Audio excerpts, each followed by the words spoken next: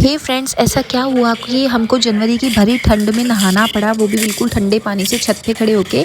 इसका एक बहुत मेन रीज़न रहा है और वो है ये। नहीं मतलब हम तीनों को किसी रीज़न से नहाना पड़ा। रीज़न बताती हूँ, चलिए देखिए मेरा एक छोटा सा व्लॉग। हमने बैठाए हैं घर पे महामृत्युंजय जप यानी कि शिव जी का अभिषेक, जिसके लिए पंडित जी 22 तारीख को ही आ चुके थे। जप स्टार्ट होने थे 23 तारीख से, तो उनको आकर के कुछ अरेंजमेंट करने थे। 22 को वो अपना एक हिसाब बिठा रहे थे, इतने में ऊपर ननद भाई ने एक हिसाब बिगाड़ दिया था। उन्होंने मुझे छत पे बुलाया कि फूफा जी की एक शर्ट धुल चुकी है जिसमें उनके पैसे और कुछ बिल धुल चुके हैं, प्लीज़ मुझे इससे बचाओ। तो हम दोनों ने मिलकर के एक बहाना सेट किया। कैसे तैसे उन बिलों को मैंने सीधा करके सुखा दिया था और हमने बाल्टी में सुखा दिए थे पैसे, क्योंकि हवा बहुत तेज़ चल रही थी।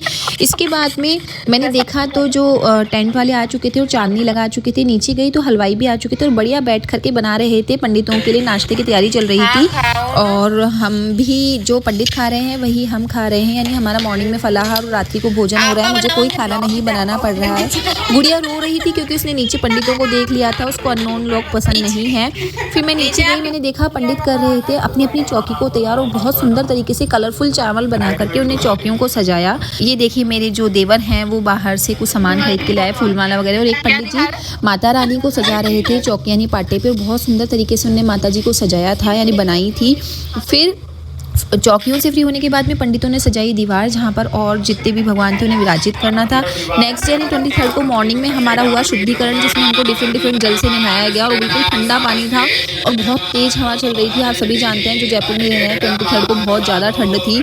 फिर मंत्रों के साथ हमारा शुद्धिकरण किया गया, ठंडे ठंडे जल से स्नान कराया गया। फिर हम तैयार हुए नॉर्मल पानी से नहा करके, और मैंने पहनी थी साड़ी। अब मुझे पूरे 8 दिन साड़ी ही पहननी है। इसके बाद में हम हवन पूजा में बैठ चुके थे। पूजा में बैठने के बाद में हमने सभी देवी देवताओं को आमंत्रित किया, अलग अलग श्लोकों के साथ में पंडितों ने उनको बुलाया। उसके बाद में हमने शिव जी को एक थाल में रखा और उनको स्नान करवाया, उनको सजाया। इस तरीके से पूजा आरती चली जा रही है और दिन जाते जा रहे हैं। पर मुझे पूजा आरती यानी कि भजन वगैरह बहुत पसंद है, तो सभी पंडित जो हैं बहुत मेहनत से बहुत सुंदर सुंदर श्लोक गाते हैं, एक ही धुन में गाए जाते हैं, तो उनमें बैठ कर के बहुत अच्छा लगता है। और इनके भजन और मंत्र सुनकर के इच्छा होती है कि काश हमें भी संस्कृत आती होती है और हम इनके साथ गुनगुना पाते। बहुत प्यारा पॉजिटिवनेस फील होने लगी है घर में, और सारी नेगेटिविटी जो है वो दूर जाती जा रही है, क्योंकि शिव जी घर में विराजित हो चुके हैं तो नेगेटिवनेस नहीं रह सकती।